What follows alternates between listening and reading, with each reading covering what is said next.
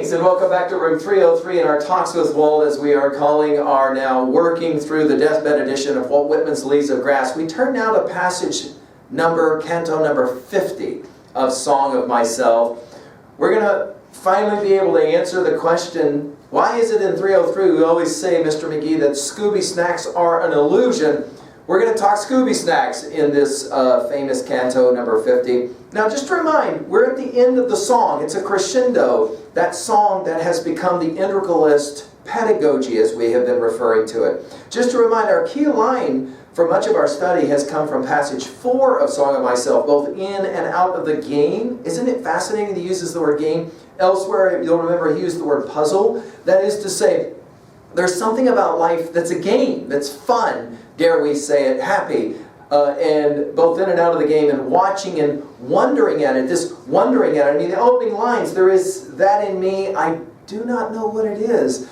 To finish passage 4, I witness and wait. Now our hope is that you've been following our stuff at learnstrong.net, Talks with Walt, down that left-hand side. We've already worked through 24 poems of inscriptions. We've worked through the 19 sections of Palmanock, and we've worked through the previous 49 sections of Song of Myself. And now we come to happiness. Now remember that the etymological root of the word happy is derived from chance or from luck, as in happening, right? And so let's play around with this one now. Passage 50. There is that in me. I do not know what it is, but I know it's in me. Wrenched and sweaty, calm and cool, then my body becomes. I sleep long. I do not know it. It is without name. It's a word unsaid. It's not in any dictionary. Utterance, simple. Something it swings on more than the earth I swing on. To it, the creation is the friend whose embracing awakes me. Perhaps I might tell more. Outlines I plead for my brothers and sisters. Do you see, O brothers and sisters? It is not chaos or death. It is form, union, plan. It is eternal life. It is happiness. It's fun to read a poem that makes fun, that makes game, that makes joy, that makes happy, and it's a great thing, of course, that we end this poem with this word happiness. It's fascinating. We just had a poem about death, and now all of a sudden we've got a poem about happiness. And of course those two things are in some ways interestingly juxtaposed. As we have said, from the time you were a child, they were teaching you as you swung at the park that the van is waiting. It's time to go bye-bye to the van, honey. I don't want to go to the van, I want to keep swinging. No, this is not the way it works. You can't stay at the park and swing forever. You got to go bye-bye. The van is always waiting. They were teaching this concept to you. But how do you put that concept into words? Well, if you got to be at the park and swing, you might as well have a good time swinging at the park, because you only get a few hours at the park, and then you got to go bye-bye to the van. So notice, at the end of this poem, and we're going to have our farewell poems here in 51 and 52, at the end of this poem, it's as if Whitman is trying to bring to some kind of fruition conclusion. Crescendo is our term. Exactly what it is that he has to say. And he begins with this interesting set of words. There is that in me. By the way, just pay attention to the prepositions. I really believe you can learn a lot of grammar if you just learn how to read Leaves of Grass well. Notice all your prepositions here. We're going to have in, and then later we're going to have on, reminding you of what we said about T.S. Eliot in our study of four quartets, and especially Burnt Norton, that whole notion of the juxtaposition of placement, right? There is that in me. In the 55 original version, 1855, there were all these ellipses. Now it went to dashes, which looks increasingly like our study of Emily Dickinson, huh? There is that in me. I do not know what it is. Now that's fascinating, because epistemologically, remember our big five, we're going to argue that Whitman is by and large epistemologically a fallibilist. That is to say, I think I'm right, but I could be wrong.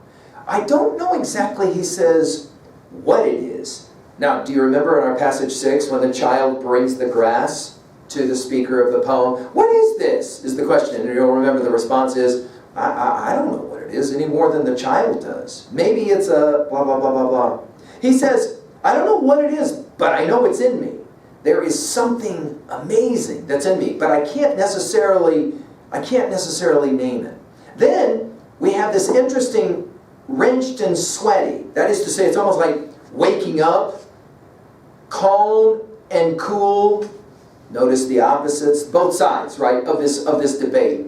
Then my body becomes, it's interesting use of the word becomes. I told you this, procreant urge. We have been saying this from the moment that we opened Leaves of Grass with the word come. That there's this invitation, there is this becoming, right? And here, notice, when I say the word comes is constant through Leaves of Grass, it's often in the word becoming. In other words, growing, evolving in some way. Then notice, I sleep long. Hey, do you remember in Coleridge's Rime of the Ancient Mariner that he's got that albatross hung around his neck because he did something stupid like shoot it out of the sky with his crossbow for no reason at all. And so the mariners, before they die, hang it around his neck. We've given full lectures on this at learnstrong.net. But do you remember that he blesses those beautiful animals, the marine life unawares, and then what happens? 3 things. You remember 3 things. The albatross falls off of his neck, and then he can sleep, and there's rain, peace, right?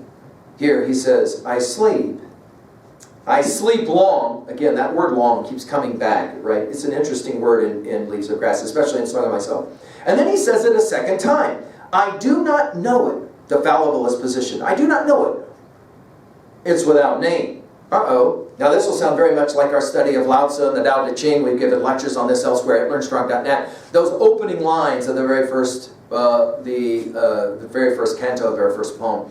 The Tao that can be named is not the true Tao, right? That is to say, it's translinguistic is the term we've been using. It's without name.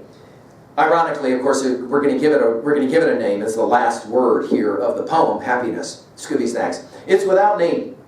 It's a word unsaid. Notice the use of the word takes us to John 1. In the beginning was the Word. The Logos, in other words, right? It's without name. It's a word unsaid. It's not in any dictionary, utterance, symbol, translinguistic. You cannot capture in language. Notice what he's saying here. I'm going to spend all this time writing all this poetry to somehow capture something that can't be captured. Of course, it's a fascinating thing. When children are playing at the park, do you notice this? They don't run around going, I am happy, I am happy, I am happy. Why? Because when you're truly happy, you don't know it. That's what makes it such an illusion. Scooby Snacks are an illusion. The moment that you recognize you're happy, you're no longer happy. You're thinking about being happy. So notice here, he's going to say, this is something beyond any dictionary, any kind of utterance, any kind of symbol. We, of course, have been playing around with Egyptian symbols and hieroglyphs. Remember passage 6, it is the hieroglyph. We've been playing around with symbols the whole time.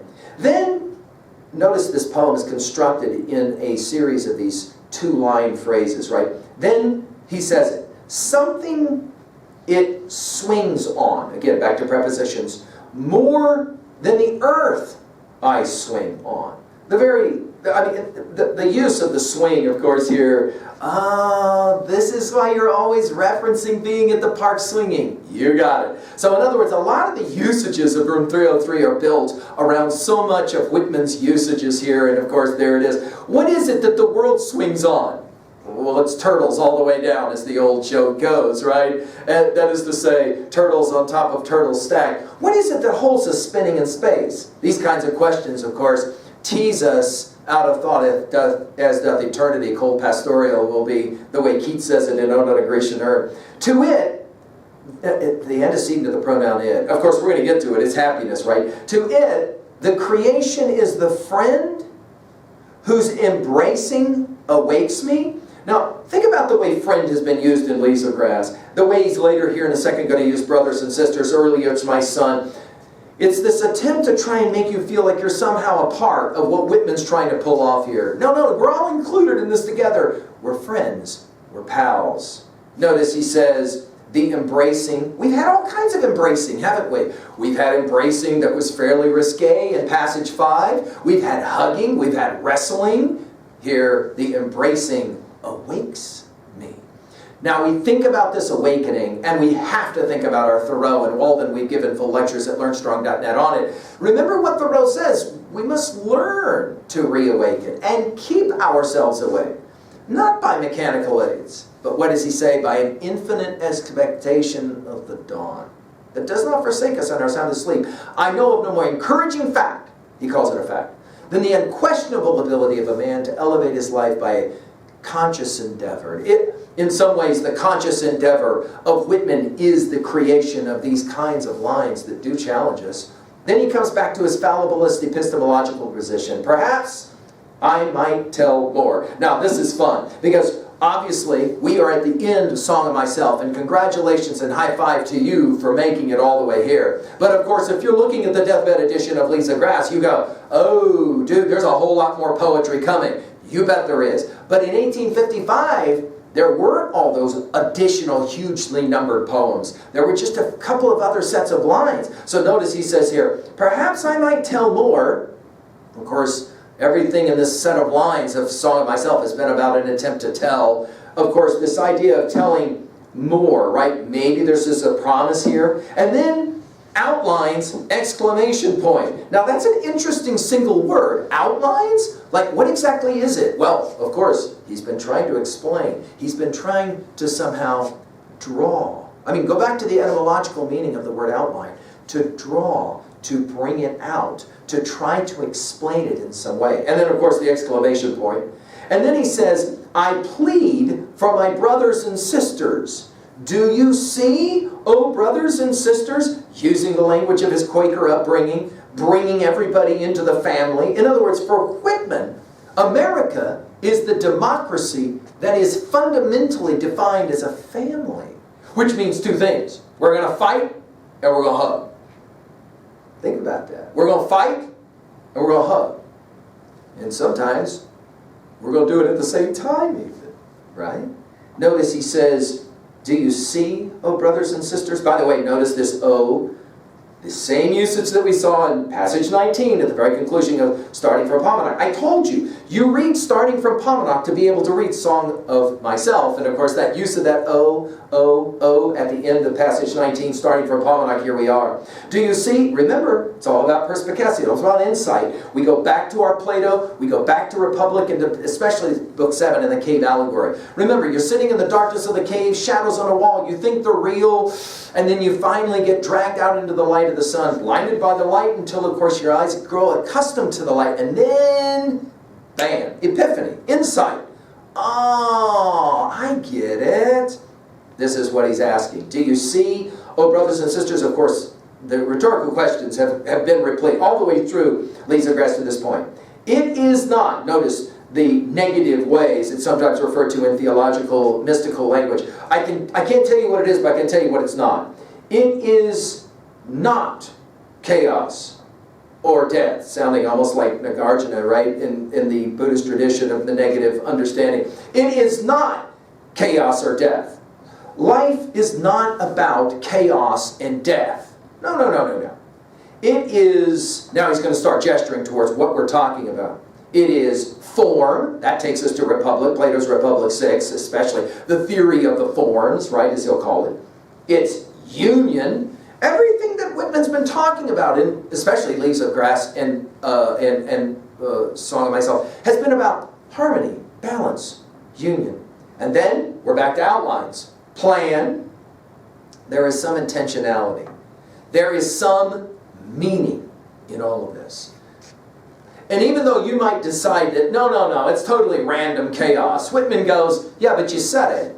And you said it using language with a certain kind of ordering of words. Now that's interesting. Why'd you say random chaos instead of chaos random? Well, because that's not the right way to say it. Says who? Our grammar gives us away. We're always working from the assumption there is some meaning in all of this. You may not know it. You may not be able to articulate it. Whitman says, I'm not sure. And then he says, notice the use of the dashes here again, very much reminding us of Emily Dickinson. It is eternal life, Whoa, whoa, whoa! Now that's fascinating, because of course everybody that read this passage, at least in 1855, they knew the John 3:16 passage, for God so loved the world, where eternal life gets mentioned. Of course the John 10:10 passage, where Christ says, I came that they might have life and have it more abundantly. So notice Whitman is co-opting the language of Christianity and Christian theology, and he's going to call it eternal life. But then he turns around after one more dash and he calls it happiness. Scooby snacks. Now that's fascinating. Now why would Whitman end this poem, ostensibly, we're almost to the end of Song of Myself, with the word happiness? And the answer is, of course, simple. He adored Thomas Jefferson.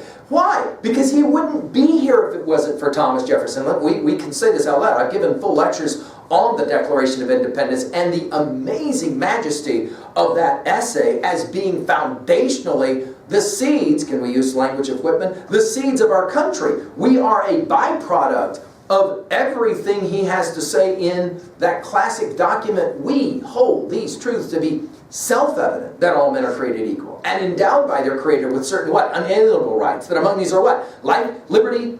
Now, there he's with John Locke. All he's got to do is say property. That's not what he says. He says happiness. That's not what he says. He says the pursuit of happiness. That's what he says. Whitman will, of course, be so impressed by the fact that our most precious founding document 2 times uses the word happiness. It's a remarkable thing. Any time that we want to get to the heart of what it means to be an American, this is the word Whitman says you got to go back to. There's something amazing about that word, happiness, because we're not really sure what it means. Like we said, the moment you identify that you're happy, you're not really happy anymore. You're thinking about being happy. And yet, go back to that moment that last you were in that incredible ecstatic feeling. Maybe it was a ball game, maybe it was a relationship with someone, and you were just in that moment, the present moment. Right? What is it that T.S. Eliot says? Love is most nearly itself when here and now cease to matter. What do we call that? That's called happiness, right? Well, let's finish at 2a. Well, we say in 303 that Scooby snacks are an illusion. And what do we mean by that? Because the minute that you recognize happiness as being happiness, it's kind of an illusion. That's the beautiful thing about the word happy. You can't really define it. You can only experience it. But the moment that you experience it and define it, you try to use your dictionary, then all of a sudden it's not quite the same thing. But of course, we can say it this way, the thing that we all know, and the thing that we all want, and the thing that makes us all somehow together, as Americans, as humans, as people that live together on this planet, it's this thing. It's eternal life, happiness. That is to say, life, eternal, goes on and on and on. Remember what he said in passage 6, to die is different from what anyone supposed and luckier, right? And 2b, I'm interested in this question. Why do you think that he edited out from the 55 edition all of those ellipses and he turned them into dashes? You can decide that one. And the other thing I would say is here, notice again all of the echoes as I've been using the term. It's like you read something and you go, where have I heard this? Oh yeah, the last poem of 19 of starting from Paumanok or wherever. And 3a, how are we going to relate this to other things we know? Well, of course, Emerson's Nature we'll write down. Plato's Republic we've obviously given full lectures on, we'll mention. I mentioned the Declaration of Independence and, of course, John Locke and the adaptation of John Locke's Life, Liberty, and Property to Life, Liberty, and the Pursuit of Happiness. And that leads us finally to 3b. How are we going to own a passage like this? Well, back to 3a for a second. I mean, do you remember that we gave a set of comments on Shelley's To a Skylark? Do you remember those precious lines? We look before and after and pine for what is not our sincerest laughter with some pain is fraught. Find somebody dying laughing at a party. Oh, they're laughing because they're so happy. No, they're laughing because they're so sad. What are you talking about sad? Dude, they're totally happy. That's why they're laughing. No. The reason they're laughing so hard is because buried behind the joy is the recognition, this incredible joy I feel right now can't last. It's got to go away. That makes me sad. And to that degree, it's a powerful idea, right? What about you? How's it work for you? What is happy for you? And has reading Leaves of Grass been for you? Happiness. I hope so. Thank you.